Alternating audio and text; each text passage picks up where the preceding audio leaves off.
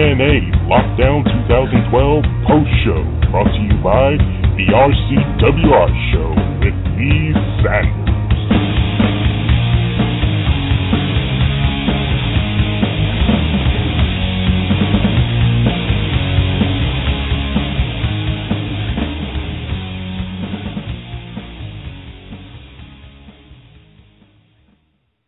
And a very good Sunday evening to you all. This is the one and only Lee Sanders, and you're listening to a very special edition of the RCWR show, as it is our TNA Lockdown 2012 pay-per-view post-show. And I must say, I was a little bit on a seesaw when it came to watching this pay-per-view, but we'll go a little bit more into detail about that in a little bit. Our chat room is open in case you wish to discuss with other members in the chat room how you enjoyed or disliked the pay-per-view. And, of course, as always, you can give us a call at our toll-free 800 number. Share your thoughts on the pay-per-view. Toll-free, 888-342-9848. Again, that toll-free 800 number is 888-342-9848. 9848, and I'm sure there are probably a few of you that would like to call in and definitely expressed how you disliked or enjoyed this pay-per-view. So feel free to jump in at any moment. And I got to give a mad shout-out to co-producer Tammy. That is a great song intro for this show, because there was nothing more than a bunch of rats running around in that cage tonight, and it was obvious from months, definitely last week, for those of you that had watched this past Thursday night's episode of Impact Wrestling, that this night was built around Robert Roode, James Storm. And let's just jump right into it, because we really don't have that much time, and just go down the list. For those of you that didn't have the opportunity to see this pay-per-view, or for those of you that did see the pay-per-view and you want to just get my analysis, first off, I got to just toot my horn. If y'all were listening to the Thursday night edition of the RCWR show, I did a quick run-through on who all I thought were going to win their respective matches, and I messed up in nothing but one matchup, and that would be the Crimson versus Matt Morgan match, and I'll cover that in a little bit.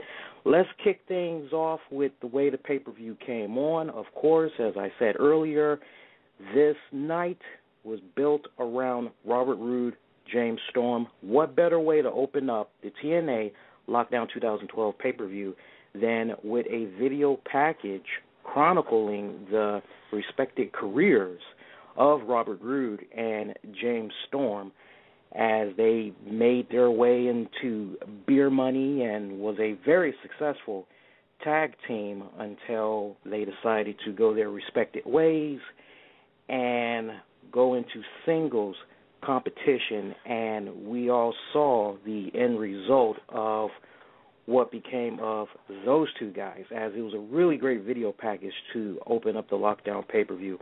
From there, we cut right to the backstage area where we see Rob Van Dam, who is talking with the rest of Team Garett Bischoff, as he's happy to be back, and he just can't wait to get in the ring and do what he does best. And Garett Bischoff would jump in and tell the rest of his teammates that he needs to be the one to start this match, that he wants to be able to go out there and earn the respect of his fellow teammates, but most importantly, he wants to go out there and he wants to earn the fans' respect. And eventually the rest of Team Bischoff, Garett Bischoff that is, would agree and say to him, okay, you have our blessings, go ahead and start the match off. And so our first match of the evening saw Team Garett Bischoff versus Team Eric Bischoff. And remember, the stipulations for this matchup clearly stated that if Garett Bischoff, if his team were to win, then Garett Bischoff would be able to continue a wrestling career with the TNA organization. And also, if he wins, then Eric Bischoff would no longer be working for TNA Wrestling, and he would no longer be able to use the Eric Bischoff name. So a lot is at stake.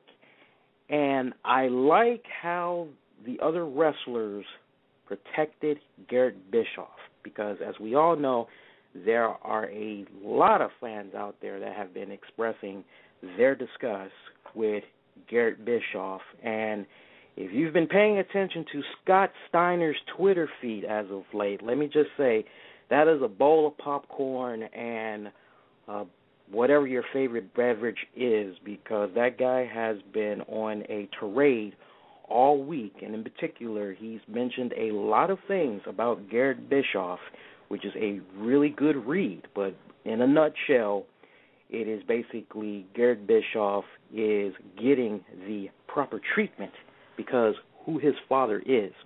And I just thought that they did a really good job of trying to protect him from negative crowd reaction tonight, as he would kick off this match, and he was, let's be honest, Garett was getting his ass handed to him.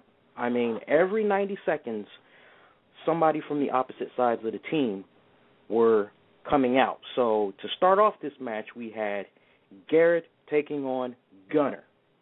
And Gunner was having his way with Garett Bischoff all throughout the first 90 seconds. That would be until Bully Ray would come out 90 seconds later, and then we had it as 2-on-1, as both men were just really laying the smackdown on Garett Bischoff, until the one and only Austin Aries would come in with his magical short black cape and would even up the odds. From there, we would see Kazarian, who would come out, and he received a nice, somewhat lukewarm pop, as he's now sporting a new haircut. Yeah, it looks like he's somewhat got a buzz cut / bald look going on now. And from there, AJ Styles would come out, and it would be 3-on-3 at that point. Afterwards, we saw Daniels, followed by Mr. Anderson, followed by Eric Bischoff, who I did not honestly expect was going to get physical when he announced that he was going to be participating in this matchup, as Eric Bischoff would come in the ring. He would go right for his son throughout all the maze, and he would grab his son and tell the other members of his team to get in their hits on his son. And from there, Rob Van Dam would come out.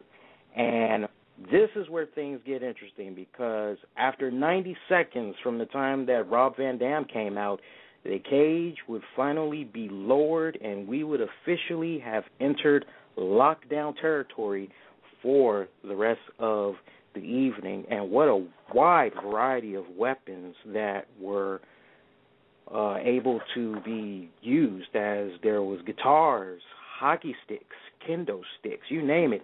There's a lot of stuff hanging on all around the cage corners. And a critical point in this matchup would be when Eric Bischoff would just go relentless on his son with a kendo stick, as he's just beating Garett repeatedly. And it appeared as if Eric Bischoff was going to have his way with his son, and it just seemed as if possibly we, the fans, were going to get what we wanted and see Garett Bischoff get defeated and quietly walk off of TNA television for good. But miraculously, Garett Bischoff would somehow come to, and he would grab a guitar, an acoustic guitar, and he would crack the head of Eric Bischoff to pick up the win for his team, thus securing his spot as an active wrestler on the TNA roster and sending his father packing. One thing comes into mind as I'm seeing this and the guitars just crashing over one Eric Bischoff. Where the hell is Jeff Jarrett? Because every time I see a guitar crash over somebody's head, I always smile and think of Jeff Jarrett and doing that stupid little pose dance that he does. So, again, Team Garett Bischoff would win that match. And that one I had called, right? Second match of the evening, we saw the tag team titles up for grabs as the newly reformed and returned Motorcity Machine Guns would take on Magnus and Samoa Joe. Now, with regards to this matchup, this match, it looks good on paper, without a doubt. But at the same time, you really do not have that much of a storyline for this match, as the Motorcity Machine Guns, as I said, they just reformed, they just returned. Chris Sabin just coming off of a serious ACL, MCL injury that sidelined him for a year. And so definitely I am paying attention to this match, and I am saying to myself, now we get to see what the Motor City Machine Guns are really capable of, because to date, before going into this match with Samoa Joe and Magnus, they had only had 2 wrestling matches under their belt. That I'm talking of the Motor City Machine Guns. So I must say, this was a very great matchup. I was a little bit hesitant because I really wasn't sure what to expect, especially due to the fact that there really wasn't a storyline build-up for this match. But I was happy with the way this ended, as Magnus and Samoa Joe would retain their tag team titles. And I think that was the right thing to do. As I said on the Thursday night edition of the RCWR show, it really did not make sense to put the tag belts on the Motor City Machine Guns, as they need a little bit more time. They need more of a build-up. But from what we were able to see of them tonight, they are definitely back. It did not look like Chris Sabin's injuries have slowed him down a bit. On the contrary, he looks better than ever. So does Shelley, now that he has his partner back. And you know what? I didn't even get into the rating system yet. Let me back up for a quick second. With regards to the Garett Bischoff versus Eric Bischoff match, I actually gave that match, out of 5, I gave that match a 2.5 out of 5. I mean, it really wasn't that spectacular. It wasn't really that exciting, but it was nice seeing that all-star lineup. I just had to put that out there real quick. Now, with regards to this tag team championship match with Samoa Joe and Magnus and the Motor City Machine Guns, I think a large part of the way I rated this match is just due to the part that there really wasn't a storyline, and so it's kind of hard to really feel invested into this match, because you already know what Magnus and Joe are capable of, as they have been a very impressive tag team for the past several months. But just the fact that there really wasn't a meat and potatoes that you could really sink your teeth into going into this match, I gave this match a 2.5 out of 5. So, wasn't good. Wasn't anything extraordinary. It was a decent match, but it just really wasn't that exciting, in my opinion.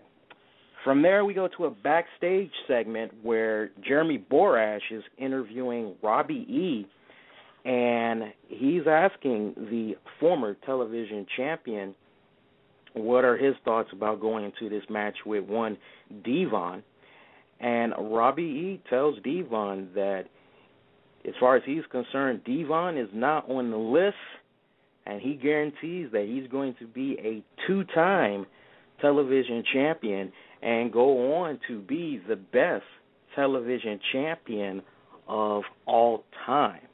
As from there, we would see in our next matchup Devon taking on Robbie E. A lot of people were sitting up. I actually had received a few tweets saying, where the hell did this match come from? What is the backstory? I did not even see these two guys on Impact Wrestling throughout the weeks. And rest assured, we got you covered over here. with regards to Robbie E. Now, we have to keep this in mind, okay? I'm helping you guys out because there was no storyline for these two guys, okay? We got Robbie E., who last, when he was the X Division champion, defended his championship on a February 23rd edition of Impact Wrestling against one AJ Styles, and that match would end in a disqualification due to interference. From there, Robbie E. would not defend the television title until the Victory Road pay-per-view last month in an open invitation challenge, where anybody currently on the TNA roster would be able to face him for the title. Devon Dudley would accept that challenge as he came from the crowd, and within 90 seconds, he defeated Robbie E. to become the new television champion. Now, let's back up a second. Devon Dudley, he had not been seen since January 8th after concluding his feud with Pope D'Angelo De Niro at the Genesis pay-per-view. So, with that brief history in mind, after the events that had took place with Robbie E. and Devon Dudley at Victory Road, these two guys had not been seen since. So now we have this awkward situation where we see the two of them in a match, and once again, you're sitting up saying to yourself, okay, how can I really feel invested into this match when there really isn't any substance? There's no story to get behind. These two guys are just being thrown together. Now, match-wise, nothing against Robbie E. We all know what a great wrestler Robbie E. is. And the man can talk a really good game on the microphone if you give him the opportunity. But once again, we would see Robbie E. get squashed within record seconds by Devon Dudley as he would take out Robbie E. with a spine buster. Post-match is where it gets interesting because unlike their first encounter, which ended in a clean finish and Devon was able to celebrate, this time post-match, as Devon Dudley is celebrating, he gets attacked from behind by Big Robbie. And that kind of gave you a little hint that, okay, this is possibly going to continue on future episodes of Impact Wrestling. At least you hope. I have some very interesting information for you all. Later on during the night, Devon posted the following on his Twitter page. Quote, unquote, just want to say thank you to all the fans for your support. Robbie E., this is not over, bitch. So that kind of gives you a little bit of hope that if these two are going to definitely continue their feud, it's definitely going to be on future episodes of Impact Wrestling and possibly not before another pay-per-view, as that would really just be kind of mind-boggling. From there, we go to a backstage segment where Jeremy Borash is talking with Matt Morgan. And in a new feature that they are doing on their pay-per-views, they are interacting with TNA fans via Twitter and reading very good tweet questions from the TNA fans. And one tweet came in where they asked, what will be more sweeter for Matt Morgan? Basically getting revenge or ending the streak of Crimson. And as far as Matt Morgan was concerned, it is all about revenge, as he promised that he's going to make Crimson his quote-unquote little red bitch. From there, we go to our fourth match of the evening, which saw Gail Kim taking on Velvet Sky. And what a great chronicled history these two women have, as it was back on October 16th at the Bound for Glory pay-per-view that Velvet Sky became champion after she defeated Winter, Madison Rayne, Mickie James in a fatal four-way. Following that victory, she would open up to the Impact crowd in an emotional speech on an episode of Impact Wrestling where she wasn't able to celebrate too long as she got interrupted by returning former Knockouts champion Gail Kim, who attacked the champion. From there, it would be at the November Turning Point pay-per-view where Velvet Sky would lose that championship to Gail Kim, thus ending her 28-day reign as Knockouts champion. January 26th saw Velvet Sky have another opportunity to become the new contender for the Knockouts title as she faced Mickie James and Tara but would lose. And then finally on April 5th, Velvet Sky would defeat Madison Rayne, Mickie James, Tara, winner, Angelina Love, to become the new challenger for facing Gail Kim at tonight's pay-per-view. So Velvet Sky has been doing as much as she humanly can to get back on top of the game, and you just really felt watching this match that possibly tonight was going to be Velvet Sky's night, but it would not be, as somehow miraculously Gail Kim would be able to pick up the win on Velvet Sky and continue to be the Knockouts champion. As beautiful spots in this matchup, at one point there was a power bomb from the top turnbuckle from Velvet Sky to Gail Kim, and that had appeared as if it was going to be a near fall, but Gail Kim had kicked out, and from there Velvet Sky would try to roll up Gail Kim for the win, but Gail Kim was able to reverse it to pick up the victory. From there now we go to a in-ring segment where the one and only the Nature Boy, Ric Flair, is in the ring. And I kind of looked at this segment as intermission time. If you needed to go refresh your drinks, if you needed to go get some more pizza, popcorn, that's basically how I really looked at this segment, as Ric Flair trying to do what he does best, which is styling and profiling, would come out to the ring and basically say that he has a bone to pick with TNA General Manager Hulk Hogan, as he called Hulk Hogan out to the ring. And the General Manager, Hulk Hogan, he would come out and he would get in the face of Ric Flair, where Ric Flair expressed his disgust with Hulk Hogan, saying that you and me, we have been at this for 3 decades now, and Ric Flair wanted him a piece of Hulk Hogan. And Hulk Hogan laid it out for Ric Flair, literally. And he basically told him, if you keep pushing my buttons, I am definitely going to fight you back. And Hulk Hogan would deliver a very strong punch to the face of Ric Flair, as Hogan would get out of the ring and make his way to the back. Flair, feeling very embarrassed, he would, in my honest opinion, it just seemed like Ric Flair just flipped the hell out, as he is just calling out Hulk Hogan and telling him to come back in the ring.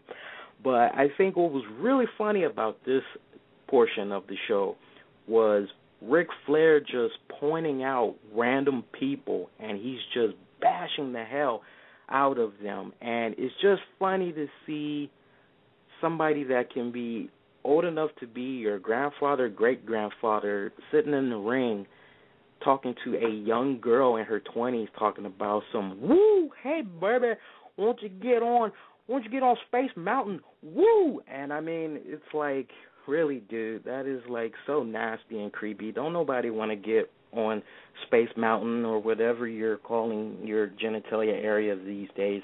It's just ridiculous.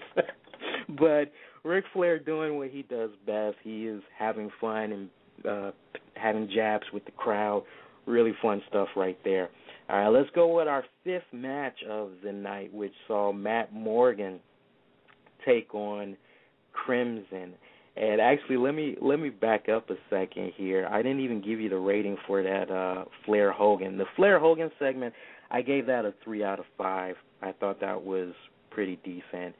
The Devon versus Robbie E match, that was a 2.5 out of 5. I'll go over the ratings again at the very end so it doesn't seem too out of order.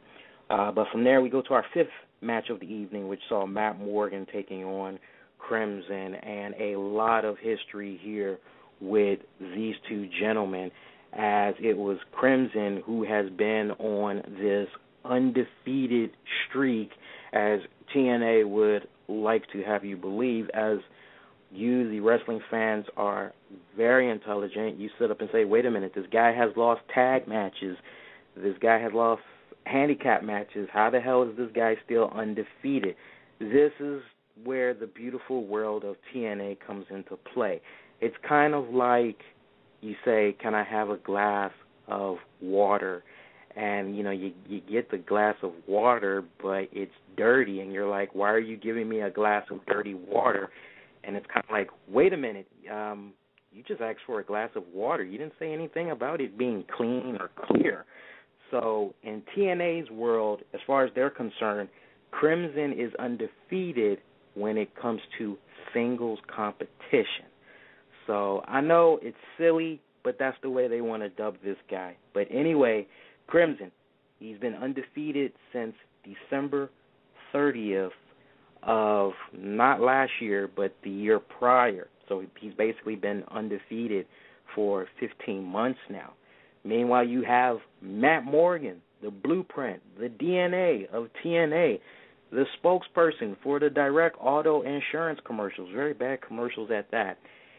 These two had became tag champions back in November of last year. They had really great title defenses against Anarquia and Hernandez, D'Angelo De Niro and Devon, Magnus and Joe. But the tides would change come the Against All Odds pay-per-view back in February, when they would lose the titles to Magnus and Samoa Joe. 2 weeks after that, they would get the opportunity to win those titles back, but they were unsuccessful.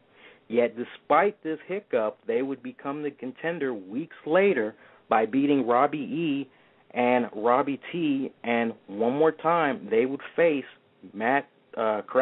they would face Magnus and Samoa Joe at the March 18th Victory Road pay-per-view, where Crimson would turn on Matt Morgan, and from there would be a series of backstage brawls, heated words between these two guys. As far as Crimson is concerned, Crimson feels that he had been the one during their tag team formation carrying all the weight of that team, that as far as he was concerned, he was doing everything that was necessary to get the victory, but that it was Matt Morgan who was holding them down. And as far as he was concerned, he just could not have that. So he got rid of Matt Morgan like a bad habit.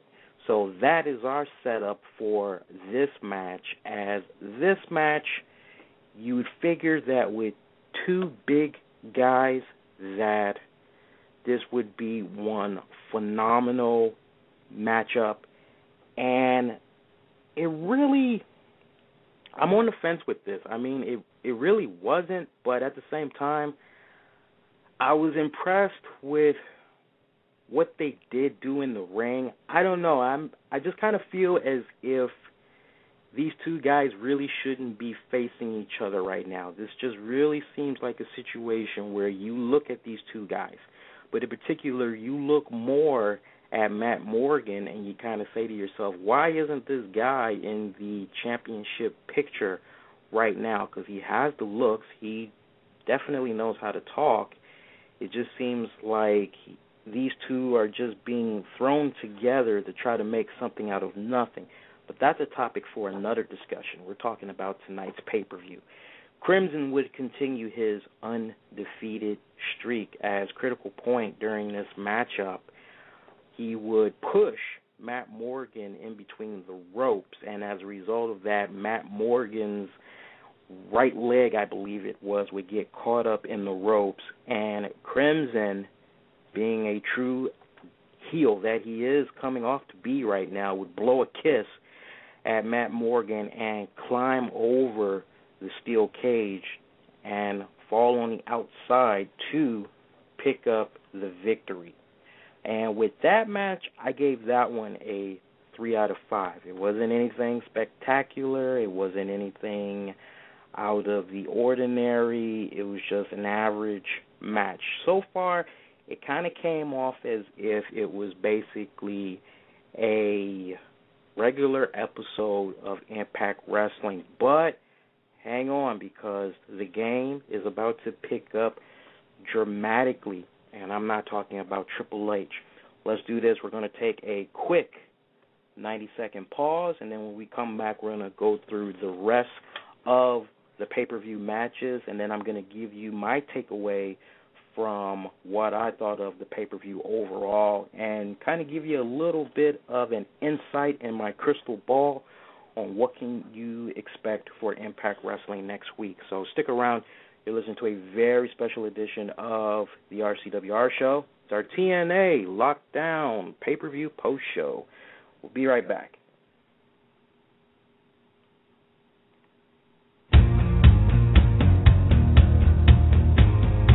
So I'm supposed to read this script right here?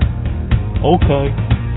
You're listening to the RCWR show with Lee Sanders. What the hell is a RCWR?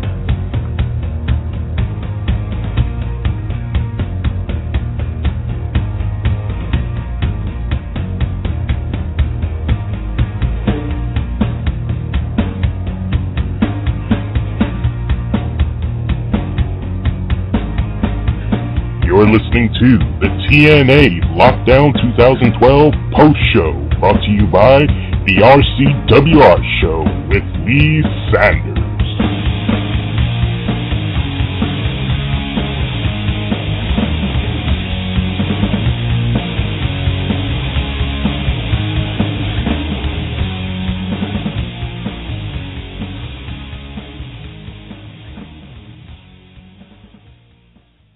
All right, and we are back. So we ended on a little cliffhanger. So far, the pay-per-view, as I said in the last segment, it's kind of coming off like a regular episode of Impact Wrestling, which isn't good if you might have bought the pay-per-view and you're kind of sitting and you're saying to yourself, damn, this pay-per-view sucks so far. Have no fear, my friends, because it gets better. That's right. I'm talking about Jeff Hardy taking on Kurt Angle. And I mean, oh my God, these guys, they really put on one hell of a fantastic match. This is definitely one of those matches of the year candidates for TNA. I don't mean in general, but as far as TNA goes, it was probably one of their best matches involving two of their greatest wrestlers in their company, I feel, as these two guys put on a clinic tonight. Their matchup, in my eyes, better than their encounter at Victory Road. These guys, they really, you just really got to give your props to them. I mean, we got Kurt Angle, 43 years old, backed out of the Olympic trials earlier this week. He said his injury was just too much and that at this point he just wanted to focus on tonight's pay-per-view, and he just really wanted to put on a really great, fantastic match. And you got Jeff Hardy, who is on that road to redemption every day, and he has really come a long way. He's really cleaned up his act. He's really taken his craft more seriously, and when you have those perfect ingredients, of course, you're going to have a classic matchup, and this did not disappoint, as we saw shades of stuff that they used to do in their younger years, and I'm going to try to explain this as best as I can, but really words cannot describe it. This is one of those type of matches where if you had to buy the pay-per-view, it would be worth it just to see these two get it on. That's the best way I can put it. As the crowd, and that's something that I didn't even touch on at the very beginning, but let me just back up a quick second. The crowd, they seemed so not into the pay-per-view. Of course, the pay-per-view was coming live from Nashville, Tennessee, and from the moment that the pay-per-view opened up, the crowd just really seemed like, I don't know what was going on. I don't know if I was maybe watching a mourning or a wake for somebody. I don't know what the hell was going on, but it didn't seem like the crowd would start waking up until the Jeff Hardy-Kurt Angle match, where a lot of sweet spots were in this matchup. We had Kurt Angle, who would do an angle slam from the top turnbuckle. He would try to get he tried to go in for the count. He would only get a 2 count near fall. From there, we would see Jeff Hardy do a body splash from the top rope. That was just not enough to take out Kurt Angle. Jeff Hardy just pulled out all the stops tonight. I mean, he busted out 2 swantons that Kurt Angle kicked out of. He would even do an angle slam. That's right. Jeff Hardy would even sit up and use Kurt Angle's own finishing move against him. That did not get the victory. And then finally, Jeff Hardy just saying, you know what, the hell with this. I need to beat this guy, and I am willing to do everything humanly possible to beat this man. Jeff Hardy went nutty, folks. This guy would climb on the top turnbuckle. He would climb to the very top of the steel cage. That's right. And you know what he was about to do next. And let me tell you, it was pretty freaking high, as Jeff Hardy would deliver a suicide swanton bomb on the Kurt Angle, and from there he would become victorious. What a great match right there. In my opinion, it was the match stealer of the night. This is the match that really put energy into the crowd, as they finally came off as if they were invested into not just the match, but they kind of came off to me as almost as if, oh yeah, we paid a boatload of tickets to go see this. Oh yeah, we better make sure that we're letting it be known that we're entertained. That's just really how they came off to me. Silly, I know, but bad crowd tonight. But you know what? I don't know which crowd was worse. The Nashville crowd tonight or the crowd in Washington, D.C. for the WWE Raw. For those of you that aren't WWE fans, you don't know what I'm talking about, Google it. Everybody's been talking about that. From there, we go to our next match of the evening, which saw knockout action. That's right. We would see Sarita and Rosita taking on the knockout champions ODB and Eric Young, and very nice intergender team right there taking on these two lovely ladies. And from there, let's see. Yeah, I really didn't care too much for this match. It wasn't really.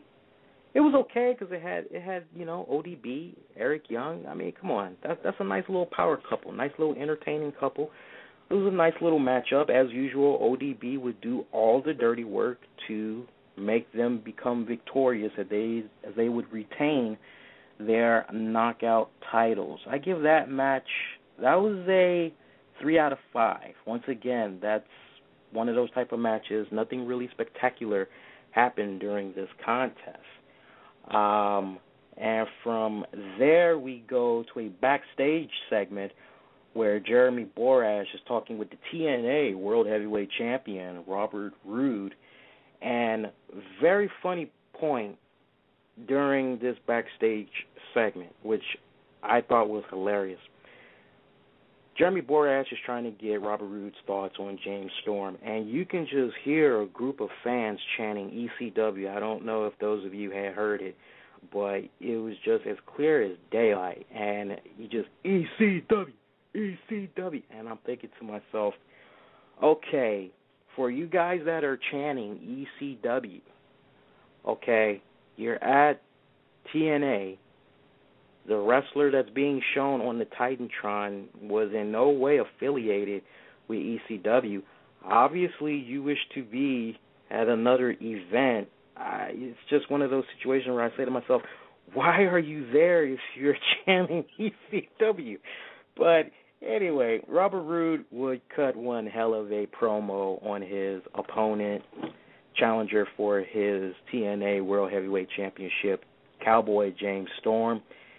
Basically reminiscence of what he said on this past Thursday night's episode of Impact Wrestling, as he said, Cowboy James Storm, I hate you, you hate me. This is not going to be a match. This is going to be a fight. And I am going to do everything I can to prove why I am the most dominating champion in wrestling history and the it factor in professional wrestling. As from there, one more time, we would see a video package chronicling the respective careers of Robert Roode, James Storm, and this is what it's all been building up to. This is what great rivalries is all about, is the build-up, the slow build-up, all the way to this very night. As to end it, we would have James Storm take on TNA champion Robert Roode. And, you know, in my honest opinion, this match, it really delivered, hands down. I knew that both of these guys were really going to bring their A game to this match. And for me, and this is why I ordered the pay-per-view. I don't know about some of you all, but I ordered this pay-per-view because I liked the story that was being told over the past several months involving these two guys that have so much history, that were at one point really good friends, that traveled together, shared a lot of intimate moments together, and in just a blink of an eye, their relationship changed because one decided to go the route of greed, self-greed, while the other one believes in loyalty, respect, family, honor. Great ingredients for a beautiful match if you have the right type of cast. And this is what we had in Robert Roode and James Storm. And in my honest opinion, this is just one of those other type of matches that I would definitely consider a strong match of the year candidate for TNA. Not wrestling in general, but just for TNA, as these two guys would. And it was really cool how both men came out, because we had Cowboy James Storm, who made his dramatic entrance in a Ford truck. And I said to myself, okay, we're getting somewhere. We got the challenger coming out in a Ford truck. We have his wife in attendance. We got the people who did his music, Montgomery Gentry, there in attendance. Okay, this is really looking good. Then we have Robert Roode come out, and he is just being very slow and diabolical with the way he is just casually walking to the ring, and he is going all around the ring and the steel cage structure, really taking his time, soaking it up, and you just knew to yourself as a fan, and I'm saying to myself from a booking writing standpoint, that mainly writing standpoint, that okay, if these two men really hate each other, then this cannot be a match where it opens up with them going into a stupid hold move where they're trying to do some type of a power struggle. If these two guys really hate each other's guts, then there just needs to be an assault before the start of the bell, and there just needs to be a fight outside before they can make it to the ring. And sure enough, that's how it was handled, as James Storm, he got tired of waiting for Robert Roode, and he would attack him from behind, and these two guys would just get it on outside the ring for at least 10 minutes, and we would see James Storm draw blood. That's how brutal this was. As for 10 minutes, they just had the fight going outside the ring before finally taking it in. And folks, when it's all said and done, let's just go right down to it. The finish for this match, and I saw a lot of people that were pissed with this match because they did not like the finish. Let me just tease it a little bit more. Critical point in this matchup, we had James Storm, who is just, for the most part, been getting his ass handed to him by Robert Roode, would turn the tides and he would get back on the offense, and he would try to look for the last call super kick.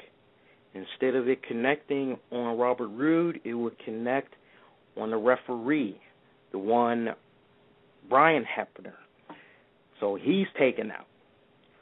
From there, we see the cage door being open, and Robert Roode would try to grab a beer bottle, and he would crack it over the head of James Storm. Another referee comes in. We get, which referee was that? That was Earl Hebner this time. He goes in. He tries to go count the pin. He only gets a 2 count. From there, once Robert Roode would get up, James Storm, all of a sudden, he would connect with the last call super kick. You would think that the match is now over. But instead, when James Storm would go in for the cover, he would only receive a 2 count. And frustration, being very hot-headed, James Storm is just standing in disbelief as Robert Roode would roll his way to the side ropes, and he would try to reach out for those ropes and pull himself up.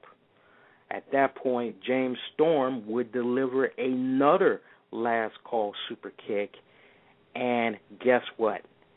Robert Roode goes flying out of a loosened cage door and onto the floor to retain his TNA World Heavyweight belt. And before I came onto the air, I just was amazed at how many people were upset at the finish. And I've been saying it for I don't know how many weeks now. You got to give credit to Robert Roode. Robert Roode knows what he needs to do to retain that belt, that Robert Roode is going to do everything he possibly can do to keep that belt around his waist, no matter what. And just from a writing standpoint, this guy is the best damn thing that has happened for TNA right now. So without a doubt, you have to leave the belt on him for a bit longer. James Storm, don't get me wrong, he is definitely going to have his time. I don't know if it'll be at the expense of Robert Roode. I think at this point, the only way that Robert Roode is probably going to lose this belt is if it's a situation where it's not a one-on-one contest and instead the odds are stacked against him as he has to take on 3 other opponents or 4 other opponents or 5, kind of like a battle royal or a wild card match, if you will. That's the only way I see this guy really losing this belt. But for the people that were upset with this finish, all I have to say is, especially for you James Storm fans, just hang in there.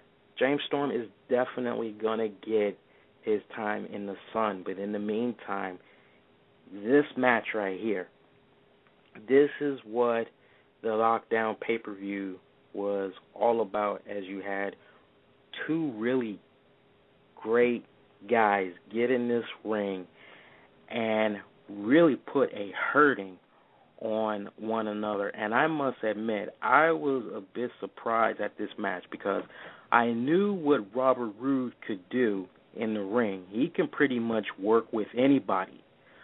But James Storm, on the other hand, there's been times since I've seen him gain this popularity that he has now where not all of his matches have been 5-star, that it could have been a bit better on his part.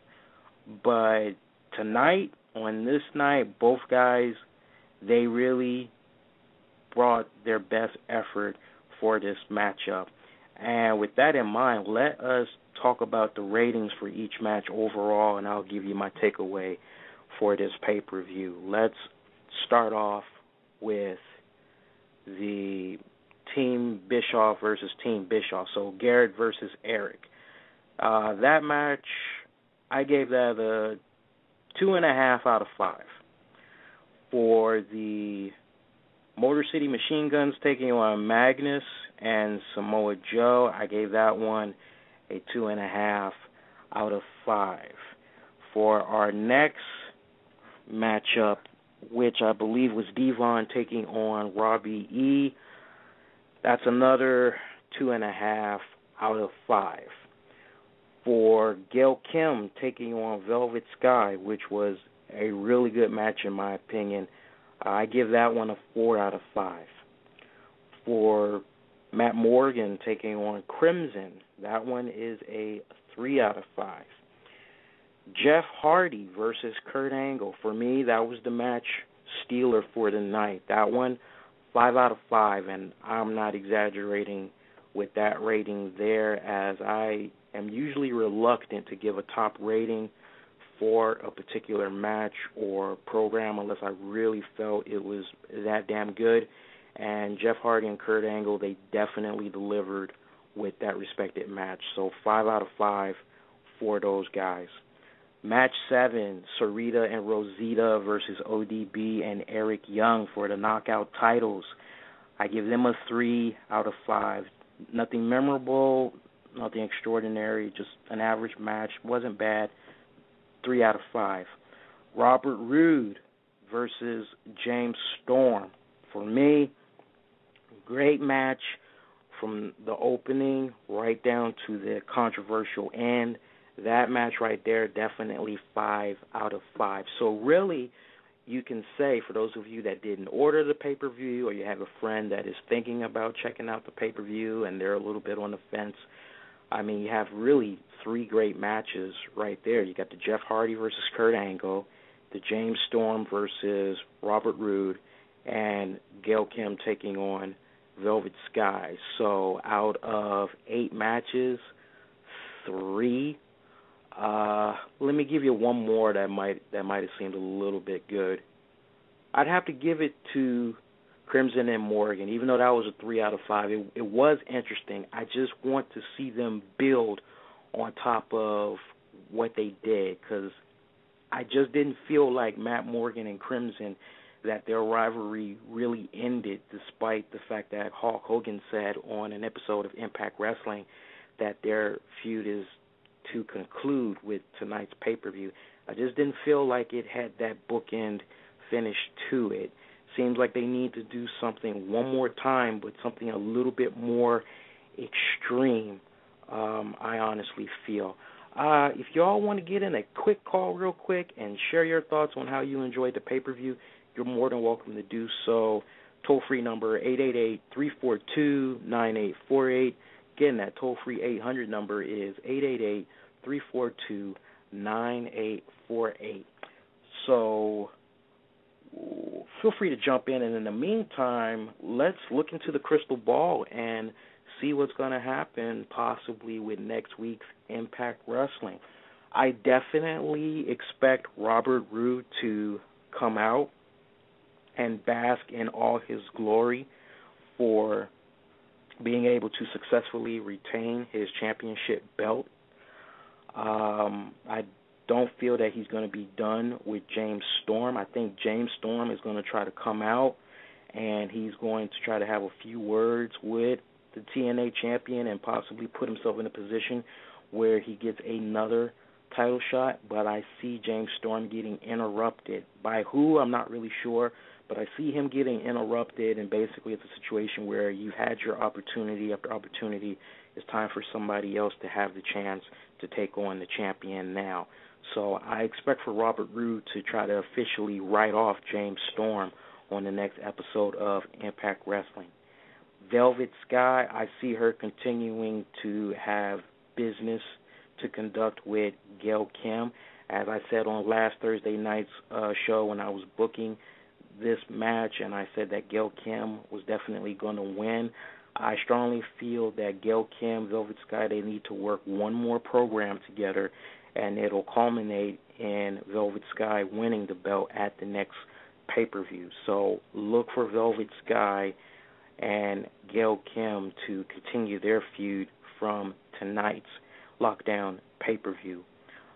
Matt Morgan and Crimson, like I said, I just don't feel that that's over. I definitely think they need to do something one more time. Look for them to lock it up one more time. Devon and Robbie E, if they're smart, they will capitalize and they will continue this rivalry on Impact Wrestling. What would be really good, in my honest opinion, since Big Robbie had attacked Devon from behind, I would like to see Devon in action against Big Robbie. That would really be nice. I'd like to see that happen. Jeff Hardy, Kurt Angle. As we all know, Kurt Angle's injured.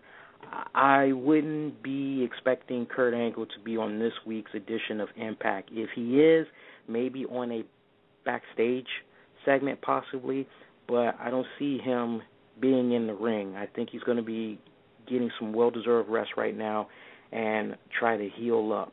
So don't expect to see Kurt Angle on next week's edition of Impact. Jeff Hardy, I do see him appearing on Impact Wrestling. Now, who might he take on next? That I'm not sure. I mean, he's already eliminated Jeff Jarrett, who's giving him a hard time. It appears that he's officially done with Kurt Angle now. So really, there's no one left to really get in his face. Not unless maybe Daniels or Kazarian. Maybe one of those two guys. And Garett Bischoff, you can expect for him to bask in the glory of his victory on this week's episode of Impact. Look for Hulk Hogan to hype him up. All right, so in the meantime, that's definitely going to do it, but we're going to be back with an all-new episode of the RCWR show at our regular time. We'll be back with an all-new episode of the RCWR show at our regular time of Tuesday night at 11 p.m. Eastern, 10 Pacific, so definitely tune in and check that out, and we'll get you caught up on WWE Raw Super Show, other wrestling-related news, entertainment news, music news, so definitely check it out. And in the meantime, check out all our other episodes for free. They're ready to be downloaded. Go get them. Go get the episodes. They're in iTunes. It's free. You can't really beat that. Check it out. Follow us on Twitter. Follow us on Facebook. And in the meantime, have a very great bookend to your weekend. On behalf of everybody here of the RCWR show, I am Lee Sanders. Thank you for listening to this special edition of the TNA Lockdown 2012 pay-per-view post-show. And we will see you all Tuesday night at 11 p.m. Eastern, 10 p.m. Pacific. Thanks. Take care, everybody.